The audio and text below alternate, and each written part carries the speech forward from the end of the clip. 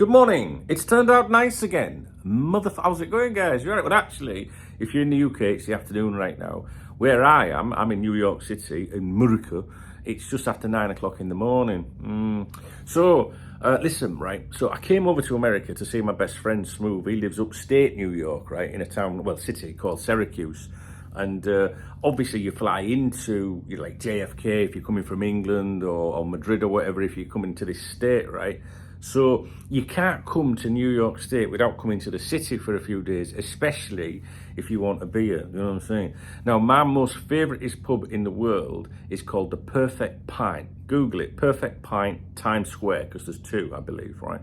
Perfect Pint, Times Square is my most favouriteest pub in the world, and I have been looking forward to this day for months. I mean, it was all right seeing my friend for a little bit, but you know what I mean? Like, I was like, yeah, man, can't wait to go to The Perfect Pint. I've been coming here to that pub, or going to that pub, for well over 10 years. And every time I go, I have a good crack with the people that are there.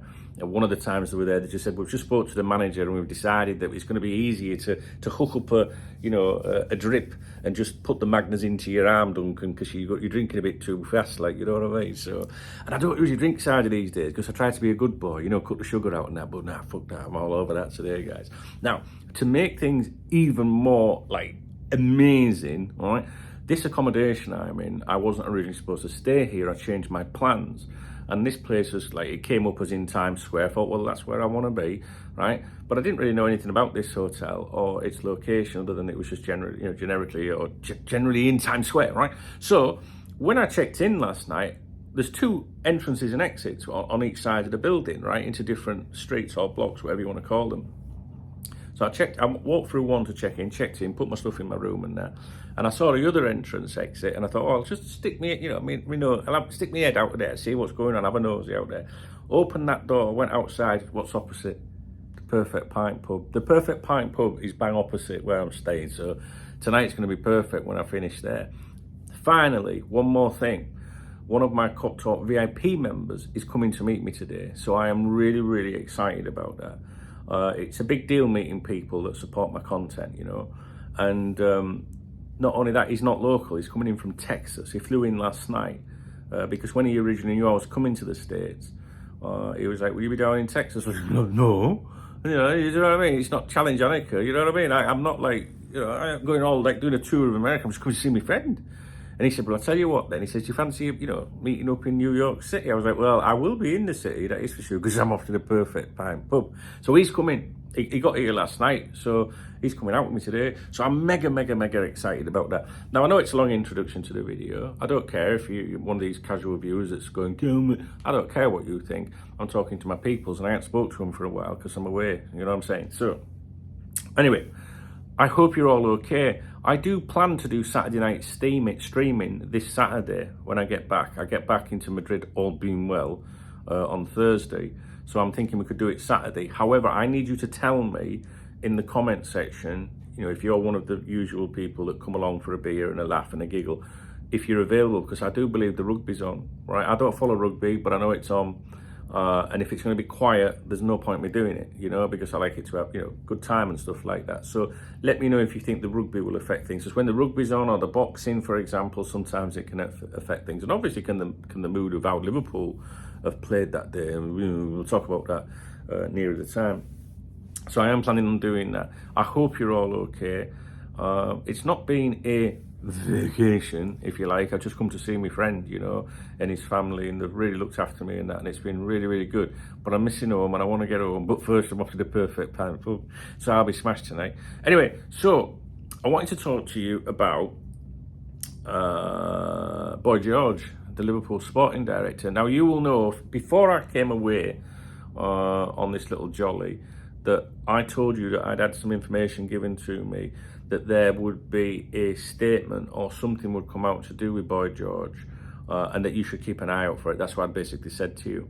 And I also said in that video, I think the video is probably only 3 or 4 back because I've been away. I think it was called Rumour, Sporting Director Rumour or something like that. And when they said a statement, but when I quizzed them about that, they said like not a statement like an official statement on the official website, but a statement of intent or a statement of direction. Basically look and listen for anything that might come out about him. And obviously we saw that link, which I think might have been my last video, I can't remember, while I was away, to do with, looking at new candidates for the sporting director position. So what I told you to look out for happened. It did happen, kind of about it, it happened. So that was kind of on point. And I've noticed now that there's a bit more, chatter coming out regarding this. And it's from our friend James Pearce at The Athletic. And the headline is Liverpool 2.0 is being built. Who will be next sporting director to oversee it? Liverpool 2.0. This is where they're all trying to be trendy, innit? They're like little kids saying, just fucking get on with it.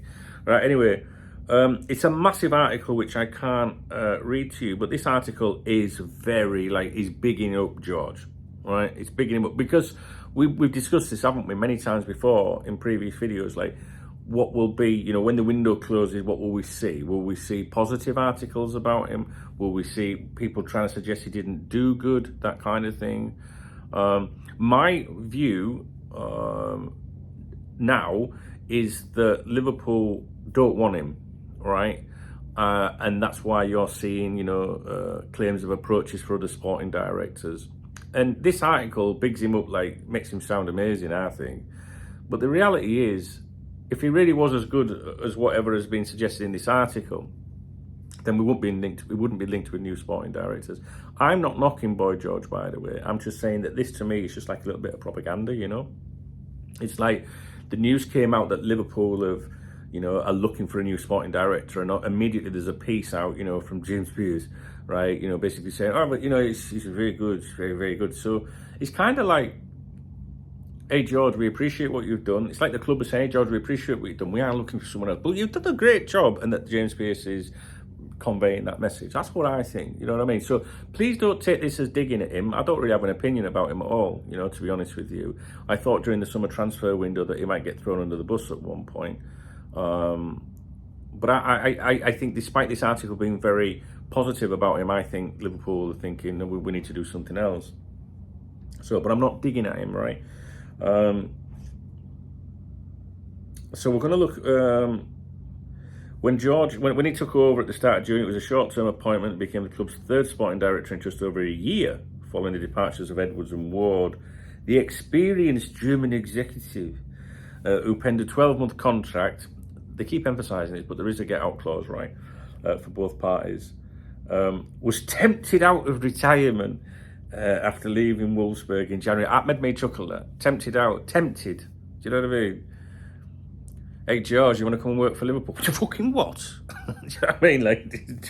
He was tempted, all right. With the search for Ward's successor dragging on, he was recommended to FSG President Mike Gordon by Klopp's agent. Now,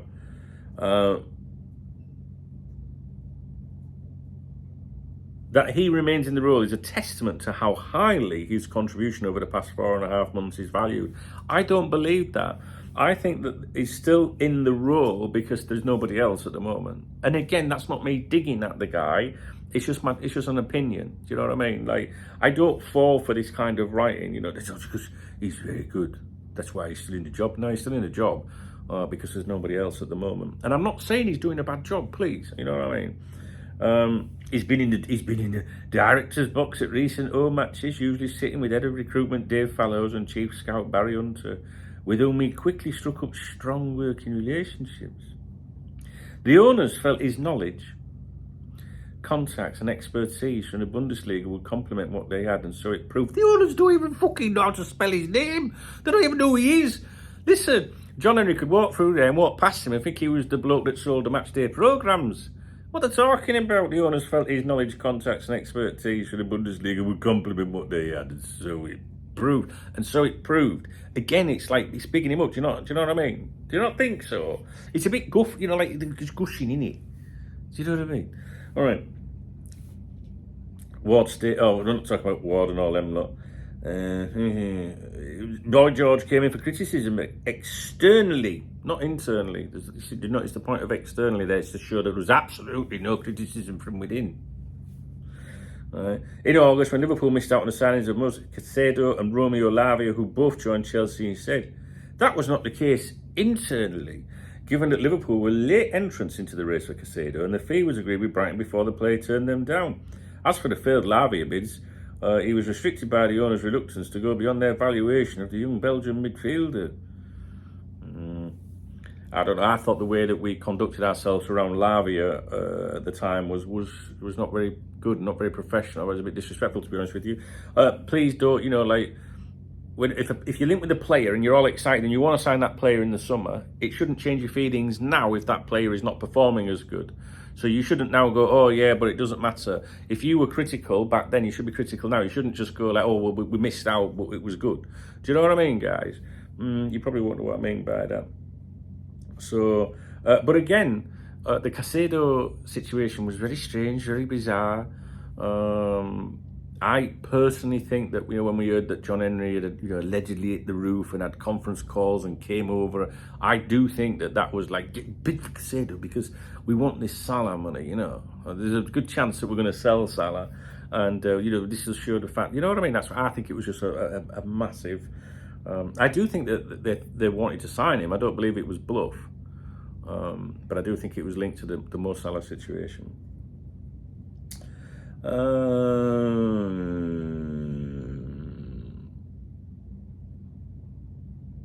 Okay, it's Guff.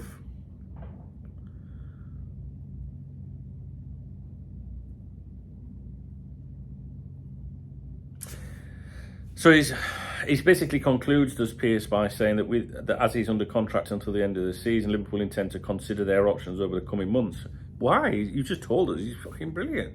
Why are they doing that then? Oh God, here we go. Liverpool's rebuild will enter another phase next summer with the defence the priority. Another rebuild, guys. Still waiting for the last one.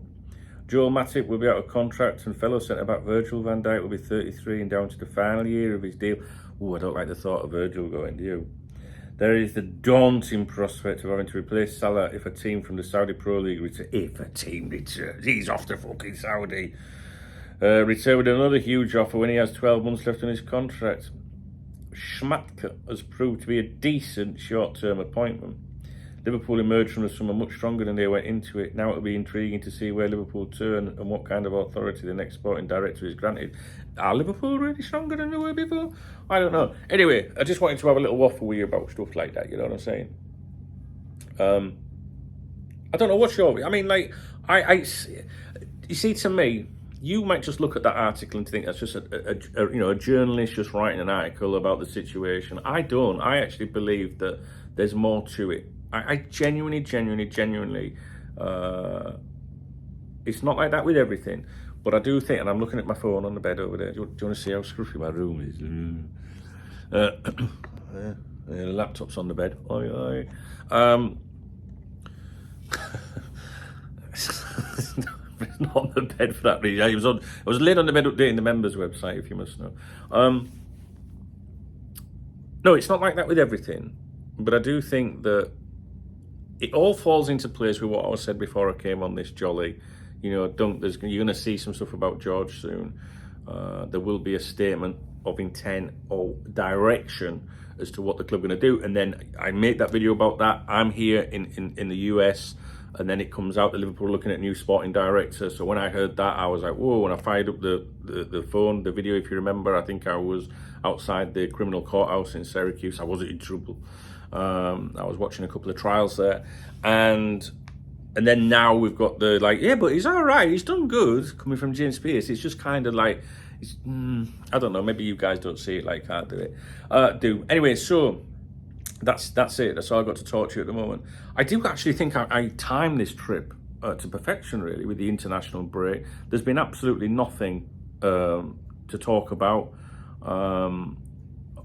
I've been watching, YouTube and things like that when I've had time, because the night times here are really strange, because all you guys I speak to back home and my family and my friends that are in Spain and the UK, they're all going to bed at 6, 7 o'clock, well, 5, 6 p.m.